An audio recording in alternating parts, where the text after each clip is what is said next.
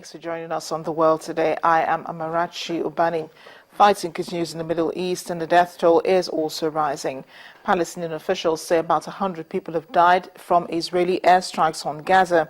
The Palestinian Health Ministry does also say, in addition to those killed, 675 people, many of them civilians, have also been injured. Israel says dozens of terrorists are among the dead. The government has carried out hundreds of strikes since launching its operation on Tuesday to stop rocket fire from Gaza. But militants there continue to fire into Israel, causing more damage and injuries. And much earlier, the U.S. offered to help with a truce in a call to the Israeli Prime Minister Benjamin Netanyahu. Also joining the mediation is Egypt and Turkey, who have both criticized Israel's use of force. Israeli army tanks have been deployed near the Gaza border as Israel continues with a punishing aerial offensive in Gaza for a fourth day.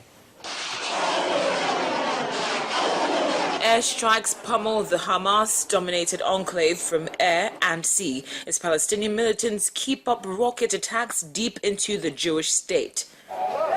Over 90 Palestinians, most of them civilians, have been killed in the offensive, which Israel says it launched to end persistent rocket attacks on its civilian population, some of which have reached Tel Aviv, Jerusalem, and other countries. Gaza medical officials said 4 people were killed in the Israeli pre-dawn attacks.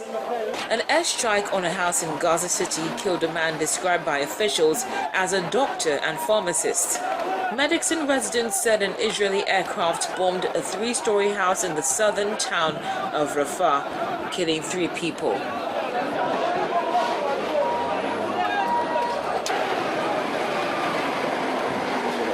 Israeli leaders have appeared to hint at a possible invasion by ground forces, and some 20,000 army reservists have been mobilized, giving them the means, if they choose, to mount a land offensive. Prime Minister Benjamin Netanyahu discussed options with his security cabinet as new airstrikes were launched and officials hinted at a ground offensive. There was no word on when or if this might happen. The last time they undertook such an offensive was in early 2009. Ground troops did not cross into the Strip, one of the world's most densely populated territories, during the last major exchange of rockets and missiles in October 2012.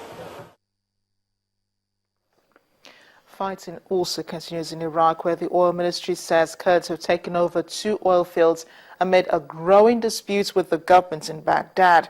Kurdish Peshmerga forces seized control of production facilities at Bai Hassan and the Kirkuk oil fields in the north of the country today. Kurdish members of parliament also withdrew from the Iraqi central government.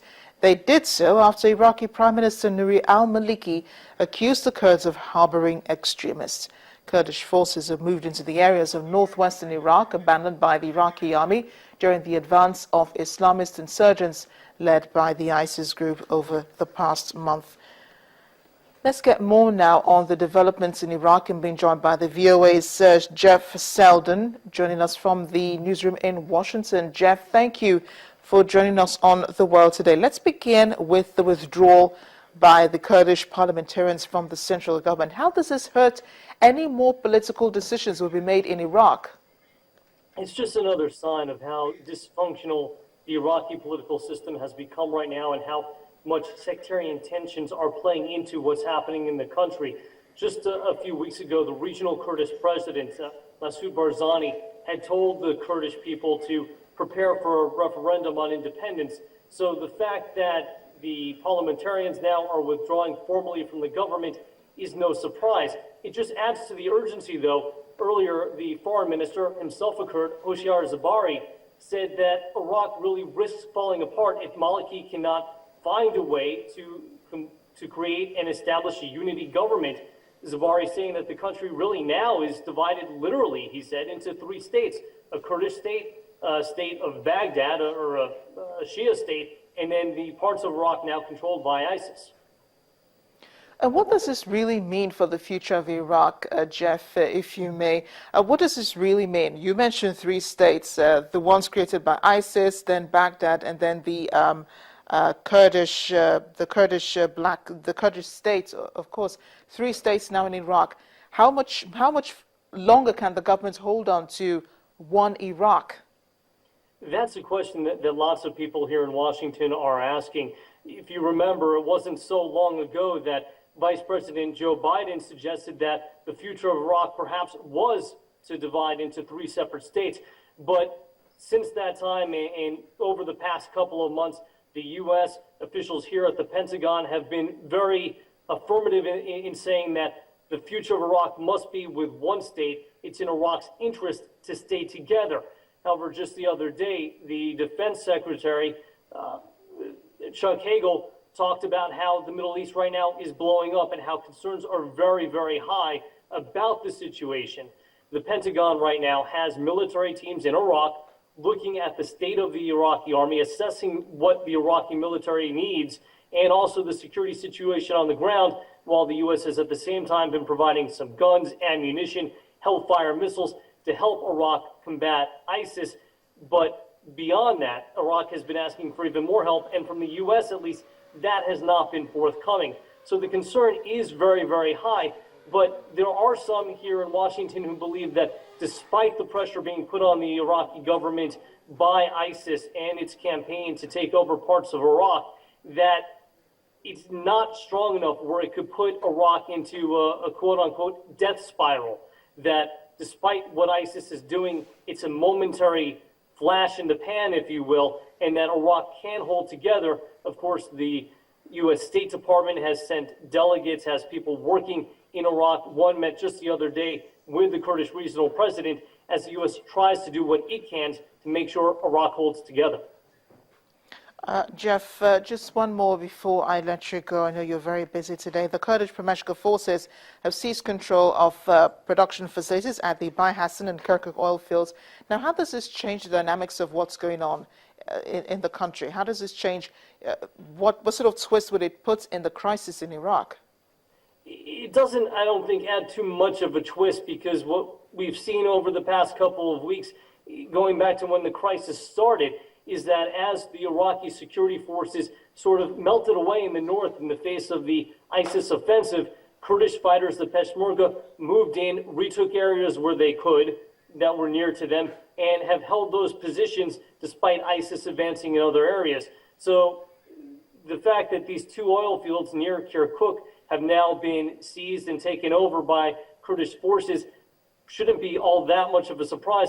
And also you have to remember that because of some fighting earlier, these oil fields weren't producing all that much oil, weren't passing out or distributing that much oil. So in terms of what happens next, the economic impact of doing that, there probably, at least in the short term, won't be much.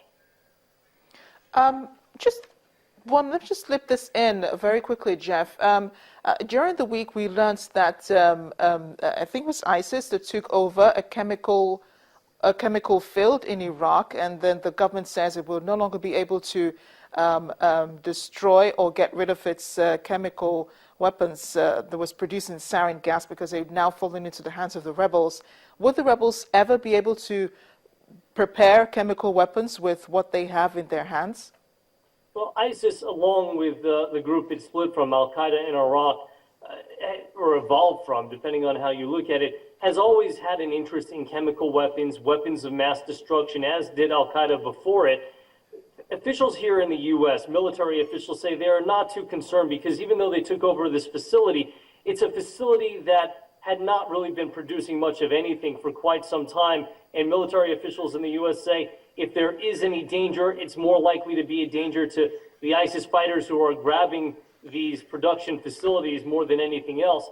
And the U.S. reaction has been similar to concern that was raised by the Iraqi government about how ISIS was able to gain some uranium, some enriched uranium from a university, and now has possession of. The U.S. says, again, not something to be concerned about, because it's not weapons-grade uranium, and they'd have a hard time doing much with it. What these incidents do say, though, it says a lot more about the way ISIS is thinking in terms of creating a state that is an imminent threat, an imminent danger right now to Iraq and to countries in the area, but perhaps more about its long-term goals and and what it envisions itself being able to do on a global scale. Thanks a lot, Jeff.